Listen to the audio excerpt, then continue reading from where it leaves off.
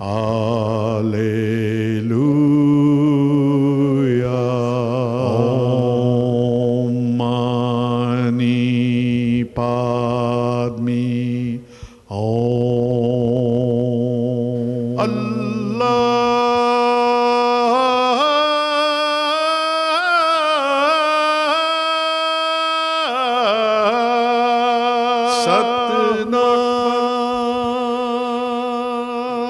Hello and welcome to Harmony in Diversity, a program that endeavours to encourage harmony and diversity across the wide range of faiths and beliefs here in Victoria, by showcasing individuals and groups involved in interfaith and multi-faith activities. In today's program, we take a look at the Focolare Movement of the Catholic Church, and a visit their local youth group went on to the Holocaust Museum, along with a group of Muslim and Buddhist friends. First of all, I spoke to Stephen Hall about the Focolare's origins. The Focolare movement began in Italy, in Trent, in 1943, and it began with just a young woman. Her name was Chiara Lubick, but she called it like a revelation. A priest once said to her, "God loves you immensely," and for her this was a huge discovery that God is love. That everything that happened to her, everything that happens to all of us, there's always a plan of love behind it. So she began communicating this idea to a group of friends, and within no time this group had become a little community. And in wartime, Trent, under the bombs, they often used to go to the air raid shelters, this group of young women, and it was always a way of escaping death to go to the air raid shelter, and all they would take was just a copy of the Gospels, and they'd read it by candlelight, and they'd try to put into practice what they read. So do to others what you would have them do to you. So when they were running to the shelters, perhaps they saw elderly people, and to help the elderly people to go to the air raid shelter was to risk their lives, but they did it. But the key phrase that really struck them was when Jesus says at the Last Supper to his Father, he says, "Father, may they all be one as you and I are one." And that's what they felt called to try to work towards, this bringing unity to the world. Can you tell me how it came about that this very Catholic movement became so involved in the area of dialogue with other faiths and with people of no faith even? She always said that she didn't create the Focolare. It was something that she tried to do by following God. And so the circumstances of her life led her to understand that this gift of unity she was called to bring to the world through the style of life she was teaching people to live. It wasn't only of use to Catholics, but also for Christians of other churches. And eventually she understood even people of other faiths were able to find things that were useful in this spirituality, which helped to bring unity between people of different faiths. Well, there are two moments that Chiara herself mentions. One of them was in Cameroon. There was a tribe called the Bangwa tribe who live in the mountains in Fontem. They had a very big problem with sleeping sickness. They had a very high level of mortality, and the local bishop asked the Focolare to help these people. So the Focolare worked over many years to help the local people help themselves. A hospital was built, and one of the first things they did was to research into sleeping sickness, and within a short time the mortality rate was cut dramatically, and the whole tribe was saved in a way. So the chief, he invited Chiara for a reception in the forest in Cameroon, and Chiara went there, and even though, as she said, the people weren't Christians, she said that the whole valley where they were seemed to be embraced by God in a sense. There was such a strong presence of God, and this was one of the first times she realised, living this way of unity wasn't just for Catholics or not just for Christians. Then later in 1977, Chiara received the Templeton Prize for Progress in Religion, and in the hall where she spoke, the Guild Hall, there were representatives of all of the major religions, And when she spoke of her experience as a Christian, how she tried to live for unity, she saw that the followers of all of the other religions were listening so intently, and she felt again that same presence of God who was present among them. And at the end of her talk, when she won the prize, it was the followers of the other religions who sought her out afterwards to speak with her. And then she realised, yes, God was calling her to bring this spirituality of unity also to people of other faiths, not just Christians. From the very earliest times, the Focolare community had people of every vocation, had young people, old people, people in religious vocations, but usually the vast majority of people have been lay people. So Cara felt called by God to help to work towards a new humanity.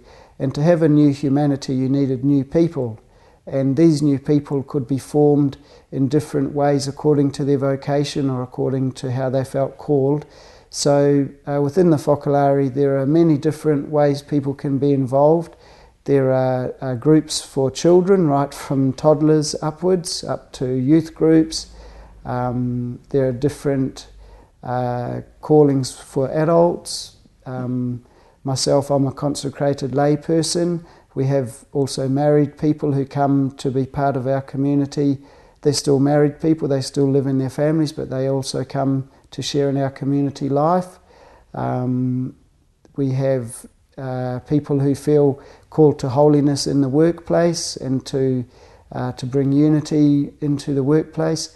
There are people, as you've mentioned, of different faiths or even who don't have a religious faith behind them, but they all feel called to live for unity, and they find the Focolare spirituality helps them to do that. Tell us a bit about how important your own Catholic faith is to you, particularly as a member of the Focolare movement, and how that impacts on your relationship with people of other faiths. Well, I have to say that my faith is my greatest treasure.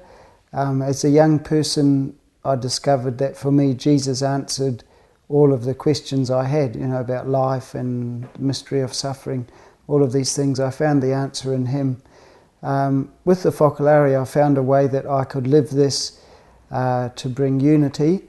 So, for instance, when I think of how Jesus came from heaven, he gave up the majesty of heaven to become a creature like us.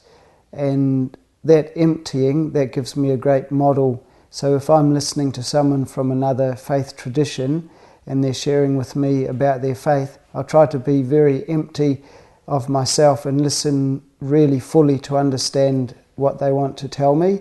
And I've found that is a great richness that's allowed me to learn many beautiful truths that they have shared with me.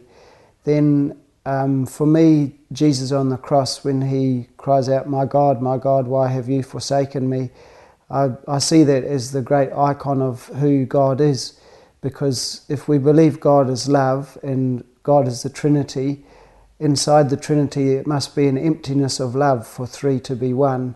So that mutual love and making space for the other is what I want to live with everybody I meet.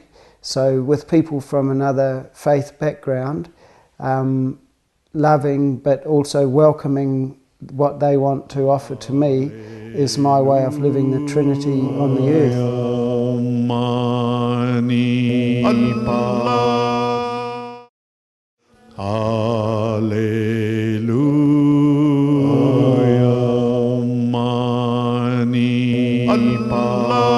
How has the movement here in Australia gone about fostering unity with other faiths? Well, there's been two ways that I can see. Some of the contacts we have been through official interreligious groups. During the World Parliament of Religions in Melbourne, most recently, we were receiving guests in the Focolare houses and hosting them, guests we had met through the different contacts around the world. So there have been contacts at high levels. But I suppose the main way that we have these contacts is through personal friendships and personal contacts. So, yes, through the people we meet, many friendships are built up, and these friendships turn into long-term relationships. I remember, to just give one example, there was a Muslim family we knew in Perth, and they were struck by the love of their neighbours. And they said, "Why do you love us?" And the neighbours said, "Oh, we're part of the Focolare movement." And they said, "Well, what's this Focolare movement?" And a beautiful friendship began between us and that family. And we were very struck. We had our Christmas carols, and people were coming dressed up as shepherds and what have you. And the Muslim family came, and they dressed their kids as shepherds and angels. So that was a lovely, lovely moment. Then to share the joy of other people is something that Jesus taught us. So, for instance, during Ramadan, we often have dinners together with Muslim friends.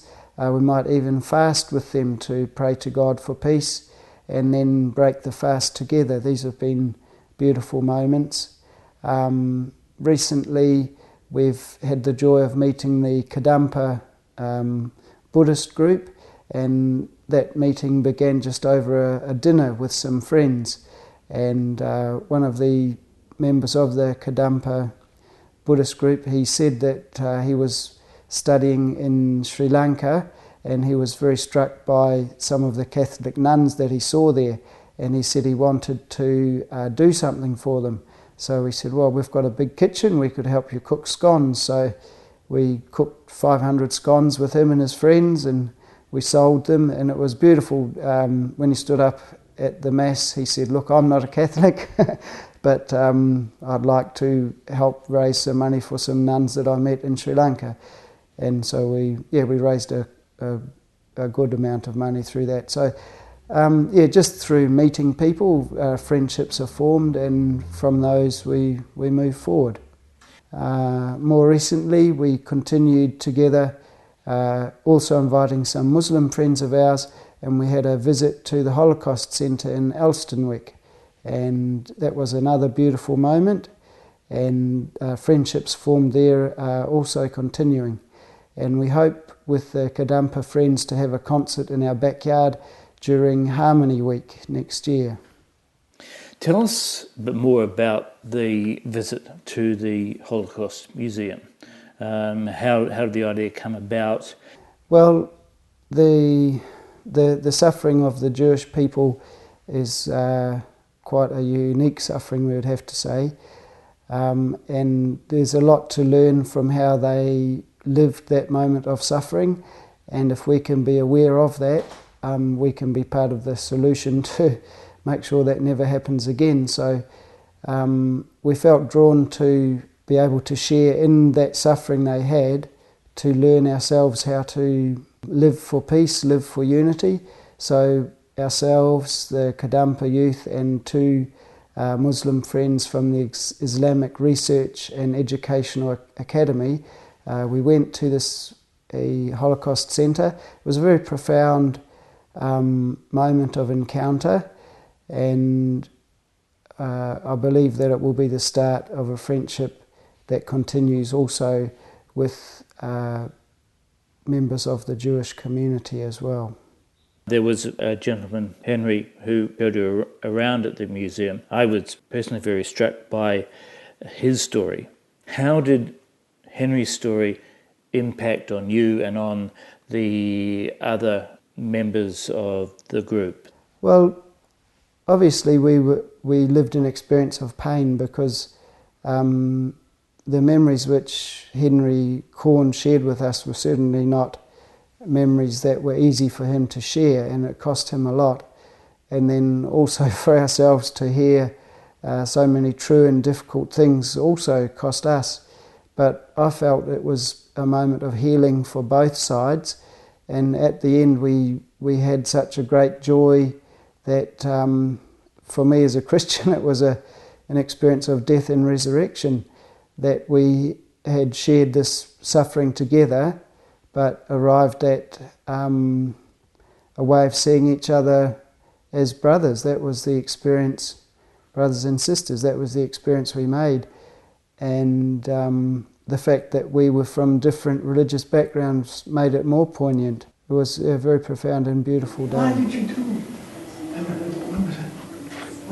After Henry began speaking about his experiences, it makes you realize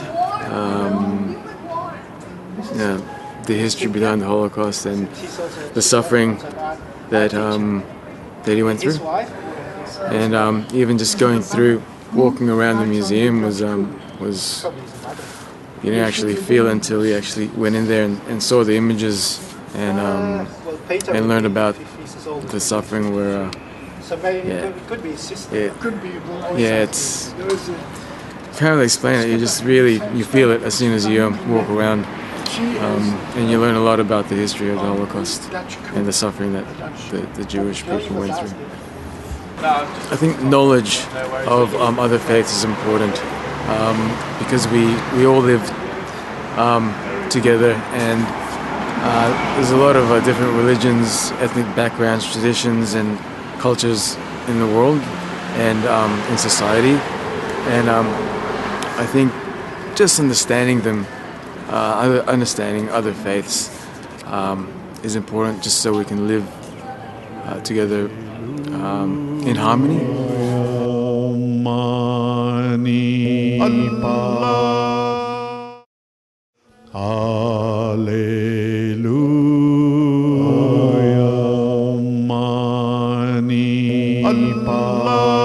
Tell us about the youth group that you're part of and its involvement with the Focolare Youth Group.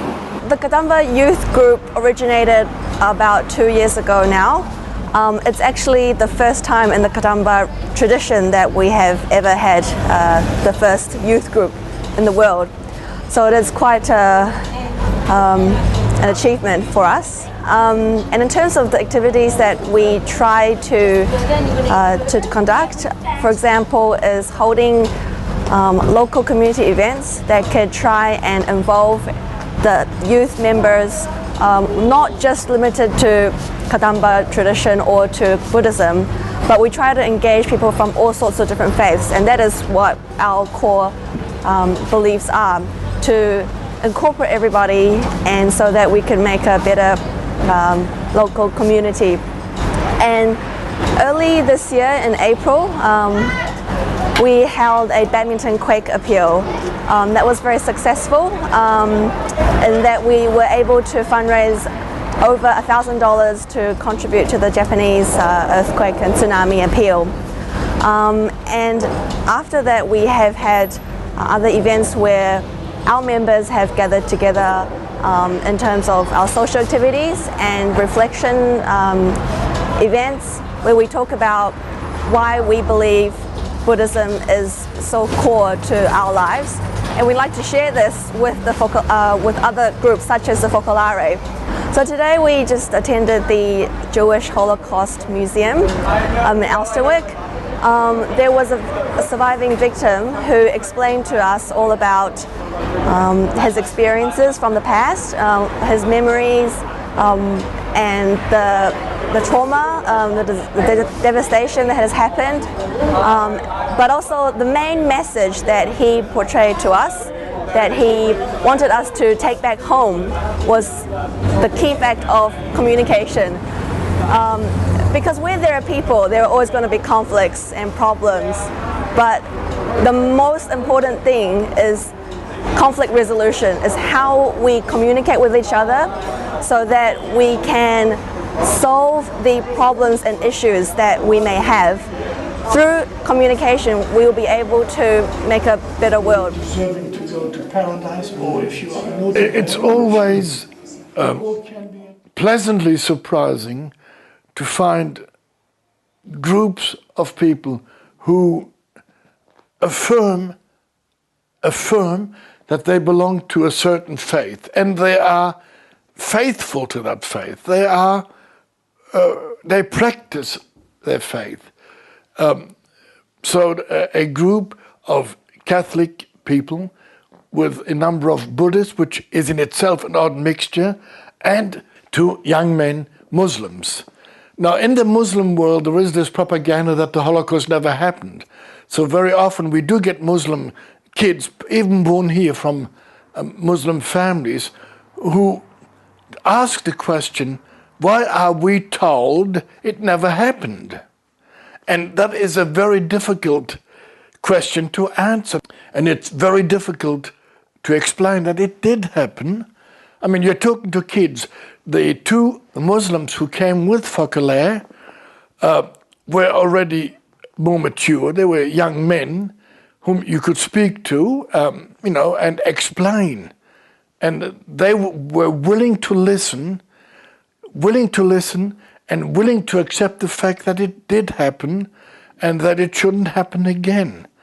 So that was the most useful part of this meeting, was my being able to talk to these two young Muslim men. One was from India and one was from the Mauritius, the island of Mauritius, but Muslims, that they were willing to come to the museum. They decided, well, look, let's test what we have been told is true or not true. So they made the effort to find out, which is basically required if we are thinking, intelligent thinking human beings. We are told things, we must always test their veracity. This is essential in life, that we do not follow blindly what we are told, but at least try to make sense of it and see if we can find the truth of what we're being told and question. What made the biggest impression on you today? Biggest impression from today? For me, it must have been the joy of seeing three different faiths coming together. Because I think being in Australia, people take multi-faith and multiculturalism as something that's, they take it for granted. Whereas in a lot of different countries, it's quite secluded. You can just believe in one particular religion, and it's fairly difficult to have a certain type of freedom. Whereas here, to be able to see these different groups come together and hold an event to try and educate their youth members in terms of harmony and sharing happiness amongst different groups of people, I think that's the best part that I took from today. That's all for our program today. For more information, and if you want to see this episode again, visit our website, harmonyindiversity.net. Also available there will be a long, raw interview with Henry Korn, telling his story. Until next week, bye for now.